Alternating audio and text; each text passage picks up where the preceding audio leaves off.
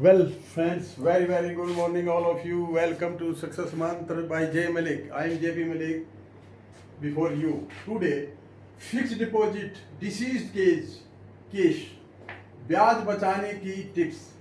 क्या होता है कि कई बार फिक्स डिपॉजिट होल्डर की अनफॉर्चुनेटली डेथ हो जाए तो उस पैसे को लेने के लिए या तो नॉमिनी आएगा या उसके लीगल हेयर्स आते हैं और वो कई बार ऐसी मिस्टेक कर जाते हैं जिससे उनको बहुत हैवी लॉस होता है। तो उसको बचाने के लिए मैंने ये वीडियो पोस्ट करना है। तो आइए इसमें क्या गलती होती है और क्या करना चाहिए ताकि ब्याज का हानि ना उठानी पड़े।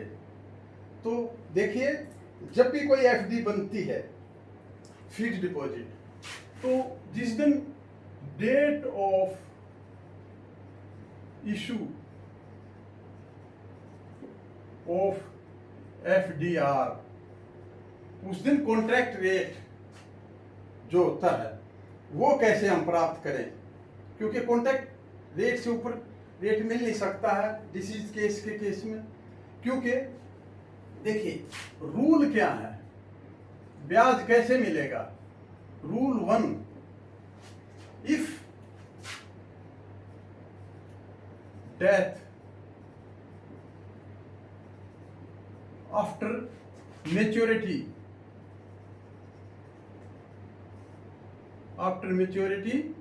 of term deposit sorry, if death, अगर अकाउंट होल्डर की डेथ मेच्योरिटी के बाद होती है तो कॉन्ट्रैक्ट रेट मिलेगा, कॉन्ट्रैक्टेड रेट प्लस अगर क्लेम मेच्योरिटी से बाद में किया जाता है तो उसका saving bank account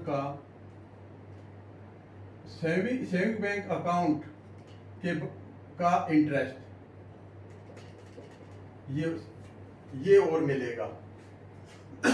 sorry, if death after maturity of TD, तो क्योंकि मेच्योरिटी पीरियड पूरा हो गया। और दूसरा rule 2, if death before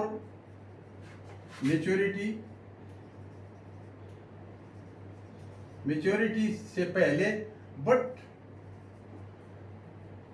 claimed after maturity,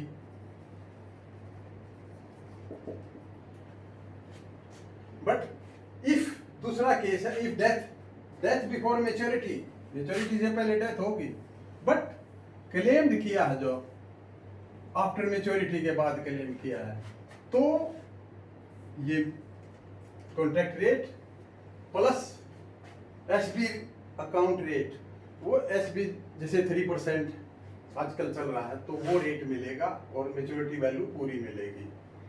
third case में क्या है, if death before maturity and amount is claimed, but amount is claimed before maturity,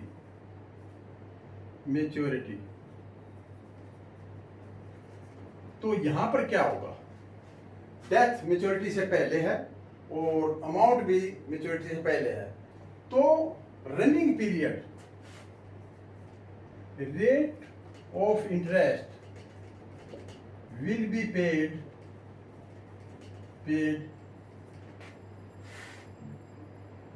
for the period of running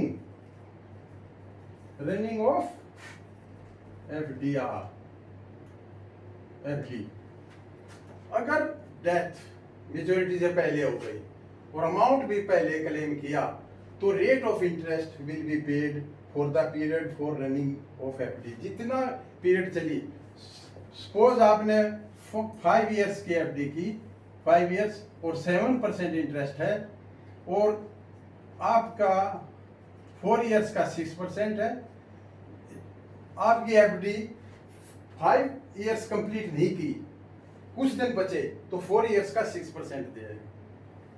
क्योंकि बिफोर मेच्योरिटी डेथ और before maturity payment claim की है, तो यहाँ पर जैसे 3 ईयर्स में मान लिया 5% है, इसी तरह यहाँ पर ध्यान क्या करना है कि पेमेंट जो है कोशिश ये की जाए कि आफ्टर मेच्योरिटी ली जाए। कई बार क्या है, मेच्योरिटी पीरियड बहुत शॉर्ट बचा होता है, लेकिन उन जानकारी के अभाव में वो एफडी का पेमेंट ले जाते हैं क्लेमेंट, तो उससे बहुत हैवी नुकसान कई बार देखने में आया है। तो ये ध्यान देना है। सपोज 5 साल के लिए एफडी बनाई और वो 3 साल और 10 महीना चली, तो कम से कम उसको 4 साल चला ले, ताकि 4 साल वाला इंटरेस्ट मिले। इसीलिए मान लिया आपकी एफडी 2 साल 10 महीने चली, तो उसको 5% पे लिया, ये 3 साल करके। इस तरह ये थोड़ा सा ध्यान देने की बात है। तो मेन पॉइंट क्या है, try to draw amount after maturity, after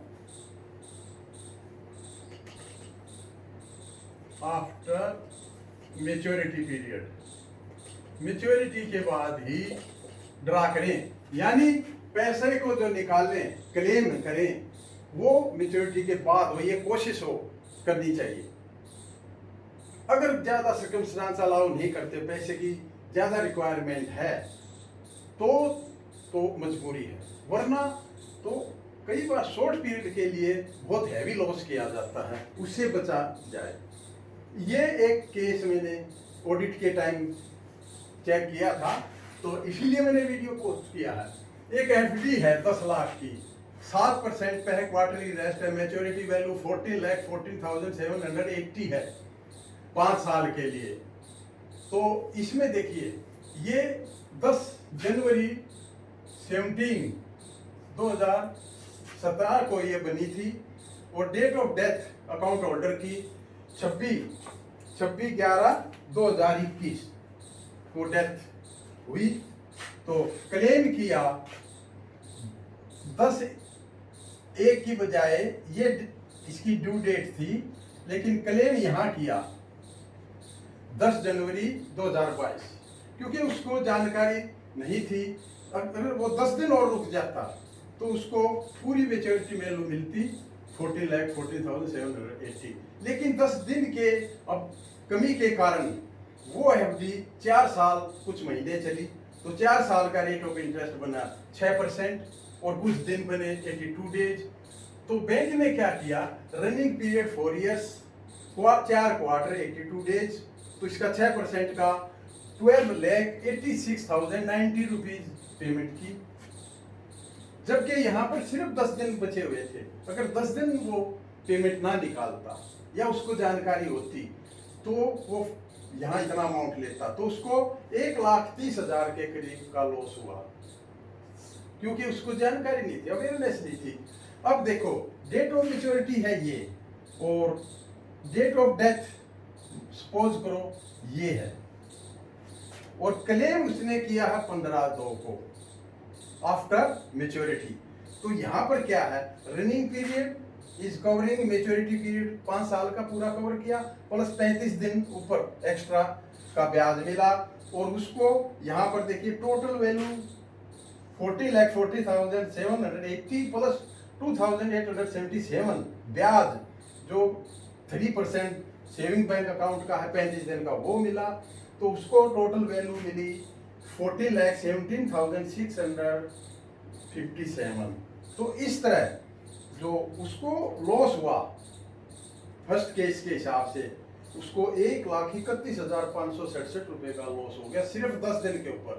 कहने का मतलब क्या है, जब भी कोई इस किस्म की एफडी है, तो उस एफडी के केस में हमेशा आपने क्या करना है कि उसकी मेच्योरिटी, क्योंकि एफडीआर आपके हाथ में है, FDR is in your hand. So उसकी एफडी की मेच्योरिटी देखें और मेच्योरिटी डेट से बाद में या मेच्योरिटी डेट पे ही पैसा निकालें तो आपको फुल पेमेंट जो उसकी मेच्योरिटी वैल्यू बनती है एज पर रूल वो मिल जाएगी। तो मेन हमने क्या सीखना है, try to draw amount after maturity, क्योंकि आफ्टर मेच्योरिटी अगर हम ड्रा करेंगे तो हमें फुल अमाउंट मिलेगा और हमारा ब्याज का लॉस होने से बच जाएगा, जैसे इस केस में हुआ। क्योंकि देखिए इस केस में ये 1.25 लाख से ऊपर 1,31,000 लॉस कम नहीं है। और देखिए पैसा बैंक में कौन जमा करता है, या तो बहुत गरीब आदमी जमा करेगा या मिडिल मैन करता है, उसके खून पसीने की कमाई होती है। तो जानकारी रखिए और इस वीडियो को आप शेयर कीजिए, किसको, सभी अपने नॉन पर्सन्स को, जानकारों को शेयर कीजिए, लाइक कीजिए और इसको चैनल को सब्सक्राइब कर लीजिए ताकि हर चीज़ आपको इस किस्म के पॉइंट आपको अपडेट रहें। तो जागरूक बनिए और सतर्क रहिए। Have a nice day, thank you.